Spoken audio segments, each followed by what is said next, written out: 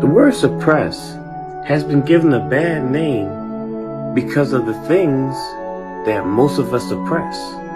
We suppress pain. We suppress hurt. We suppress things that happened in our past. But what if we was to dig that out and release it and suppress God? See, the things that we suppress are what influence our present situation.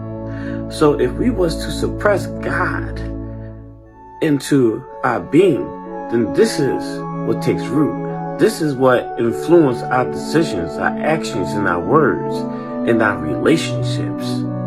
So release the pain, release the hurt, release your past situations, and suppress God.